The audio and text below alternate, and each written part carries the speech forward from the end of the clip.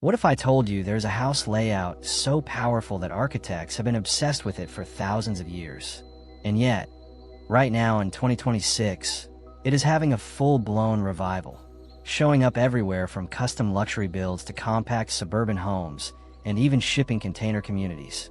The U-shaped house layout, private courtyard, natural light flooded every room. That seamless indoor-outdoor connection that every home magazine is drooling over right now. It looks like a dream, and in many ways it is. But here is what nobody is telling you. There are 3 serious, expensive, and completely avoidable flaws baked into this layout. And if you do not know about them before you build or buy, they will cost you. We're going to give you the full picture today. The obsession, the brilliance, and the 3 flaws you absolutely must avoid. Stay until the end, because the 3rd flaw is the one that catches almost everyone off guard, and it is the most fixable once you know about it. If you're new here, this channel is dedicated to helping you make smarter housing decisions with real data, not hype. Hit subscribe and the bell icon so you never miss a video. Now let's get into it. Let's start with the basics. What exactly is a U-shaped house? Picture a rectangle. Now, take a chunk out of the middle of one side. What you get is 2 wings extending outward from a central body, creating that signature U shape. The open end of the U typically faces a private courtyard, a pool, a garden, whatever outdoor oasis you want to build your life around. This is not a new idea, not even close. The ancient Romans built courtyard homes, Spanish haciendas, Moroccan riads, Mediterranean villas, Eichler homes in mid-century California, the Japanese engwa.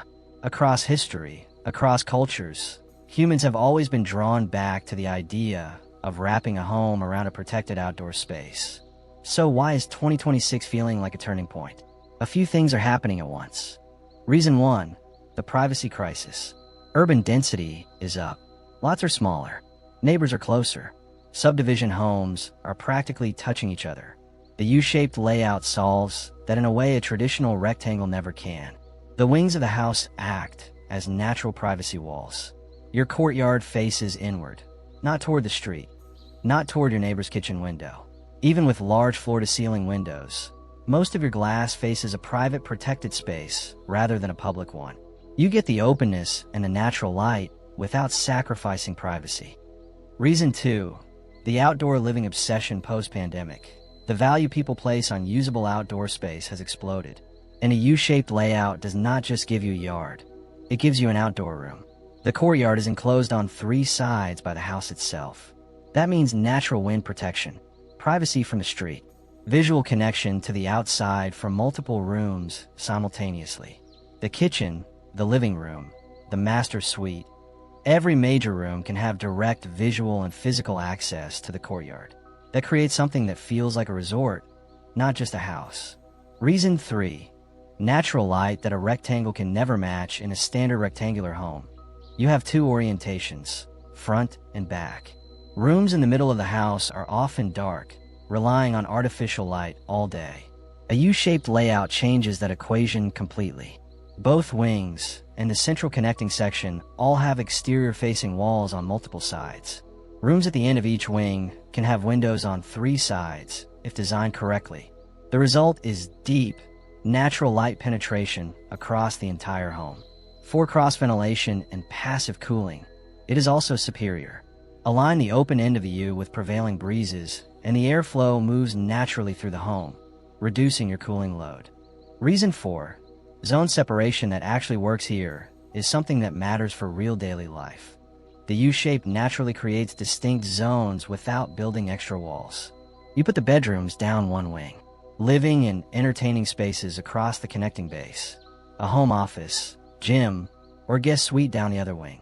The courtyard ties it all together visually, but the acoustic and functional separation is built right into the architecture. That wing-based zoning is why some people are using U-shaped layouts to rent out one wing on short-term rental platforms while living in the other, with genuine privacy separation built into the structure itself. Add a growing interest in multi-generational living, aging parents, adult children, extended family, and that built-in zoning becomes even more attractive. Reason 5, curb appeal and resale value. U-shaped homes are simply distinctive. In a sea of rectangular cookie-cutter builds, a well-executed U-shaped home stands out. That uniqueness tends to translate into strong curb appeal and strong resale value in markets that appreciate design.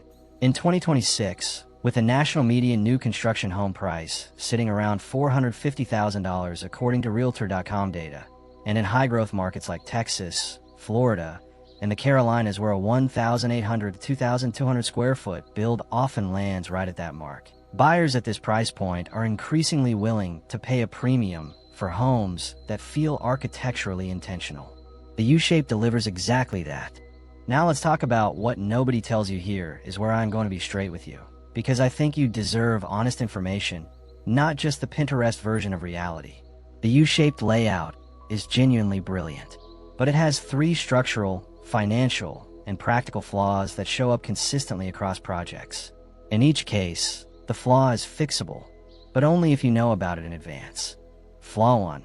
The cost problem is real and often underestimated. The U-shaped perimeter is visibly and dramatically longer. This visually proves the linear foot argument. Let us start with money, because this is where the U-shaped dream most frequently collides with reality. Here is the core issue. A U-shaped layout has dramatically more exterior surface area per square foot of livable space compared to a simple rectangle or square. Think about it geometrically. A 2,000 square foot rectangular home sitting 35 by 60 feet has roughly 190 linear feet of exterior wall. Take that same square footage and stretch it into a U, and you could easily push past 250 to 280 linear feet of exterior wall, depending on how deep and wide those wings run. Every extra linear foot of the exterior wall means more siding, more insulation, more foundation, more framing, more roofline, and more maintenance. The foundation alone is a significant cost driver. A simple slab under a rectangle is comparatively straightforward. A U-shaped foundation requires more perimeter, more corners, and often more complex engineering. And then there is the roof. A rectangular house has a simple roofline, maybe a gable or hip, clean and efficient. A U-shaped house creates multiple roof sections, multiple valleys, and all the intersecting angles that come with them. Valleys and rooflines are where water concentrates and where leaks begin. The more valleys you have, the more maintenance you have. Roofers charge more for complex rooflines, both for installation and for repairs. Real numbers. Standard residential construction in 2026 ranges from $150 to over $300 per square foot.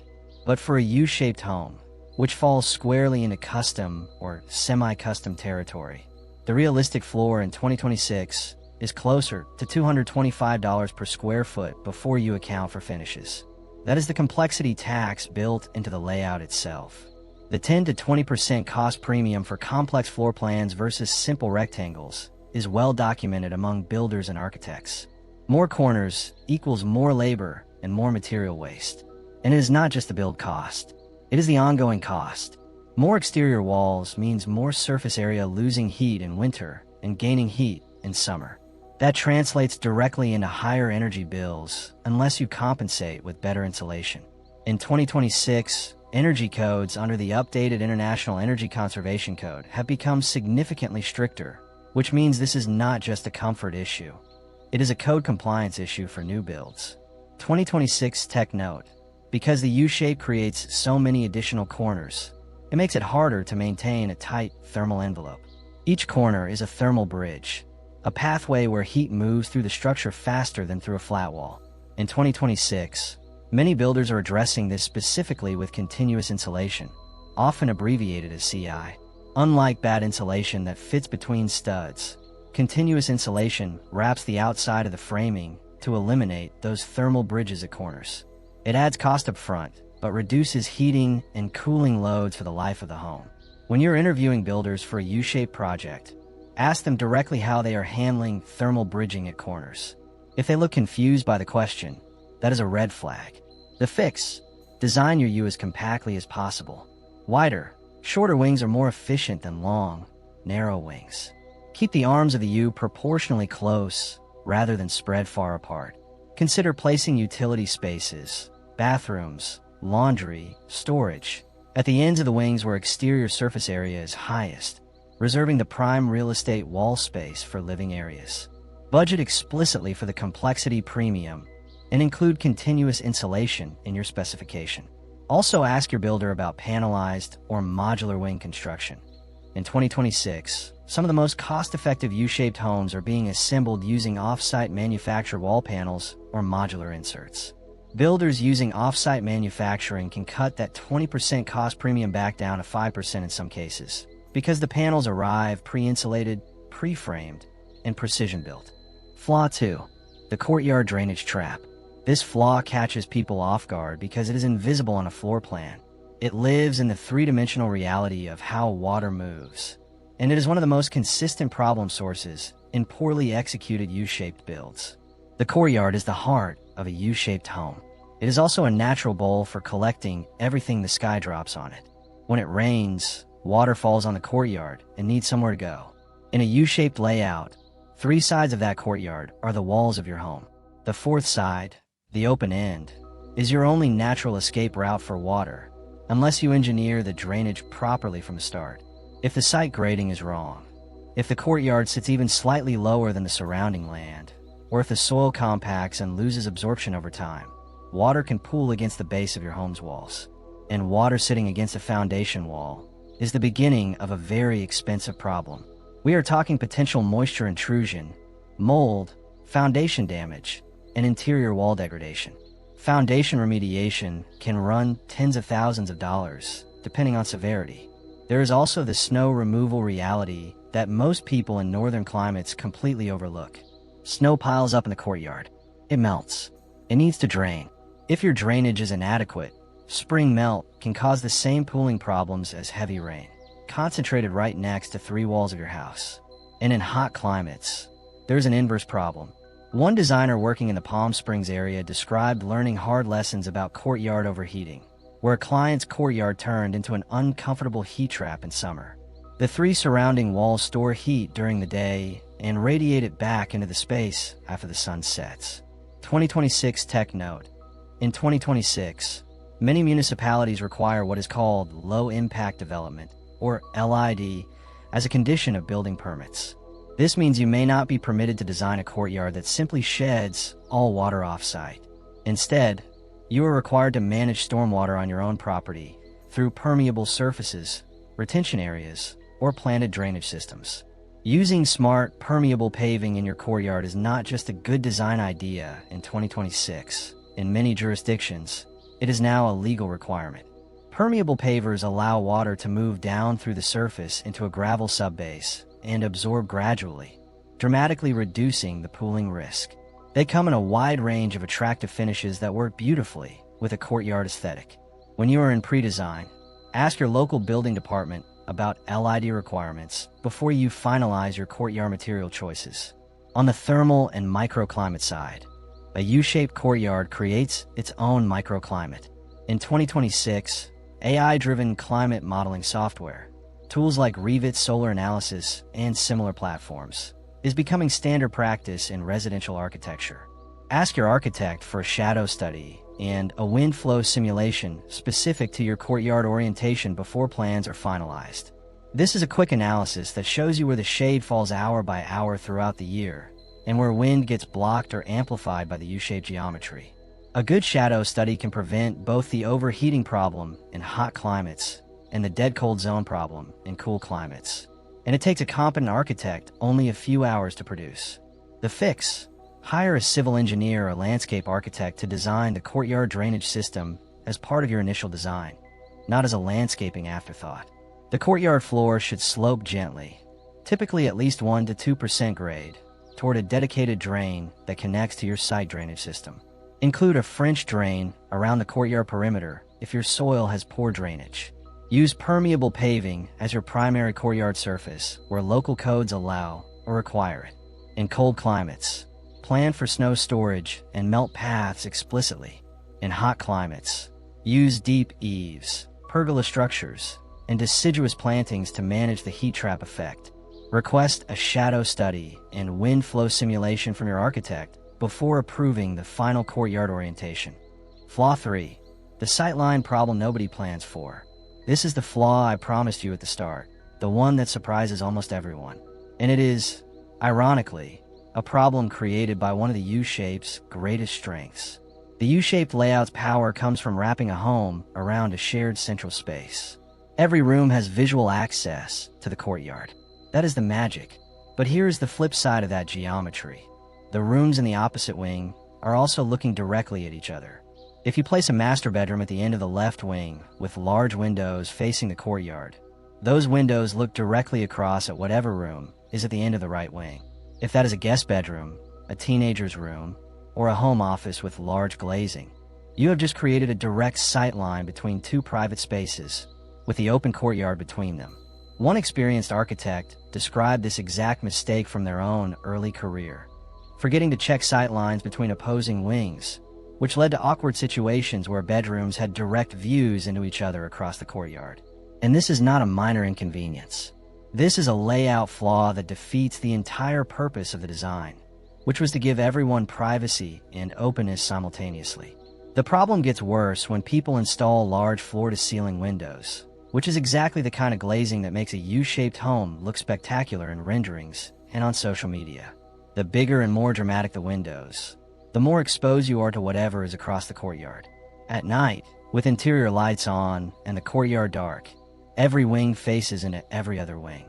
What looked like a private outdoor sanctuary during the day becomes a fishbowl situation at night, unless you plan around it deliberately.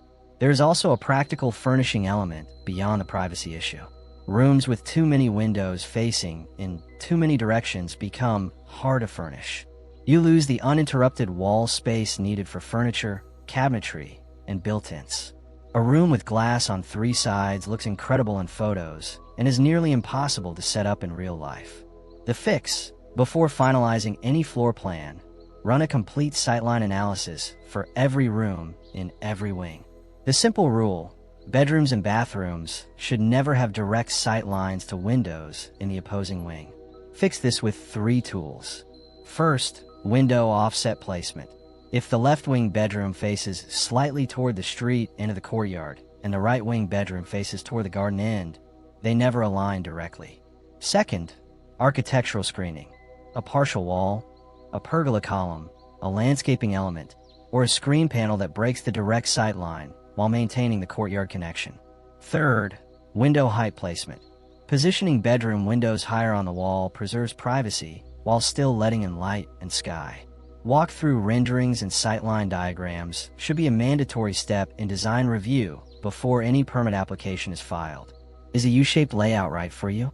Let us get practical. The U-shaped layout performs best in a specific set of circumstances. Knowing whether you match that profile before you commit is the smartest move you can make. The U-shape is ideal when you have a generous lot. The U-shape requires more land than a rectangle of equivalent square footage. That open center needs to be wide enough to feel like a real outdoor room, generally at least 20 to 30 feet across. A site that is too narrow makes the wings feel like walls closing in rather than arms wrapping around a space. Privacy is a top priority. If you live in a dense area, the U-shape's inward focus is a genuine competitive advantage over any other layout. It is essentially a private by default design. You live in a mild or Mediterranean-style climate. The courtyard as a living space works best when you can use it year-round. In mild climates, California, the Southeast, the Southwest, much of the Pacific Northwest, that is easily achievable. In cold northern climates, you need to budget for seasons where the courtyard is largely unusable, which changes the value calculation. You want zone separation for multi-generational living, rental income, or remote work. The wing-based zoning is hard to replicate in any other single structure layout. If you need genuine separation between different household zones, the U-shape delivers it architecturally. You want a distinctive home that stands out. In a market where most homes look identical, a thoughtfully designed U-shaped home commands attention, appreciation, and often better resale performance. Think twice if you are working with a tight budget. The cost premium is real. The realistic starting point for a U-shaped custom build in 2026 is around $225 per square foot before finishes. If you are stretching to make numbers work on a simpler design, adding the complexity of a U-shape almost certainly breaks the budget. A rectangular home with smart landscaping can create some of the same courtyard feeling for considerably less money. Your lot is long and narrow. A narrow lot creates a U-shape where the wings feel claustrophobic and the courtyard is too compressed to be useful. While designers have created successful compact U-shapes on smaller lots using creative approaches like staggered volumes and shortened wings, this requires a genuinely skilled architect and adds design cost. You are in a cold or harsh climate without a strong plan for the courtyard. A courtyard that sits unusable under snow for 4 months changes the value proposition significantly. If you're in a cold climate and still want the layout, consider a covered atrium or glassed-in courtyard, a different design solution that preserves many of the same qualities. You want maximum energy efficiency above all else. A U-shaped home requires more investment in the building envelope to achieve the same energy performance as a comparable rectangle. That is not a deal breaker, but it means specifying continuous insulation, smart window glazing, and careful orientation from the start. Plan for it. Do not be surprised by it. If you have watched this far, you're either seriously considering a U-shaped build or evaluating one you're looking at purchasing. Either way, here are the things that separate a successful U-shaped home from a problematic one. Step 1. Orient the open end of the U deliberately. In northern climates, open the U to the south to maximize passive solar gain in winter. In hot climates, open it to the north or east to minimize heat buildup. This single orientation decision affects your energy bills for the life of the home. Ask your architect for a shadow study to confirm the orientation works for your specific site and latitude. Step 2. Work the courtyard into the design from day one, not as landscaping. The courtyard is structural to this layout. Its drainage, grading, sun exposure, wind patterns, microclimate, and sightline relationships to the rooms must be designed at the same time as the floor plan, not added later as a finish. Step 3. Hire an architect with verifiable U-shaped home experience. The sightline analysis, the drainage coordination, the roofline management, the thermal envelope strategy. These require someone who has solved these problems before. Ask to see their previous U-shaped or courtyard home projects. Ask specifically how they handled thermal bridging, courtyard drainage, and wing sight lines. The learning curve on this layout is real, and you should not fund someone's education. Step 4. Get your drainage engineered, not landscaped. A landscape architect who places attractive planters is not the same as a civil engineer who designs a grading and drainage system. You need the latter involved before your foundation is poured. Check your local building department for low-impact development requirements. Permeable paving may be required, not just recommended. Step 5. Run a sightline audit on every room before permits are filed. Print the floor plan. Draw a line from every window in every room to every window that faces directly across the courtyard. If you find a bedroom-to-bedroom or bathroom-to-bedroom alignment, fix it on paper, not after the walls are built. Step 6. Specify continuous insulation explicitly. Do not leave the corner thermal bridging issue to your builder's standard practice. Write continuous insulation into your specification documents. In 2026, this is the accepted professional solution for the energy efficiency penalty of complex floor plans. Step 7. Ask about panelized or modular wing construction. If your budget is tight, find builders who use off-site manufactured wall panels for the wings. You can potentially reduce the complexity cost premium from 20% back down toward 5%, while actually getting a better insulated, more precisely built structure. Step 8. Budget for the premium honestly. If a builder gives you a U-shaped home quote that matches what a simple rectangle would cost, someone is wrong in that estimate. Budget explicitly for the complexity. A realistic contingency fund for a custom build in 2026 is 15 to 20% of total project cost. Here is the bottom line. The U-shaped house layout has been obsessing architects and homeowners for thousands of years for good reason. The privacy, the light, the courtyard life, the zone separation. When this layout is done well, it is one of the most livable floor plans humans have ever designed. But the obsession sometimes runs ahead of the planning. And when it does, you end up with a home that costs more to build, more to heat and cool, and is dealing with drainage problems or sightline issues that nobody solved on paper before the concrete was poured.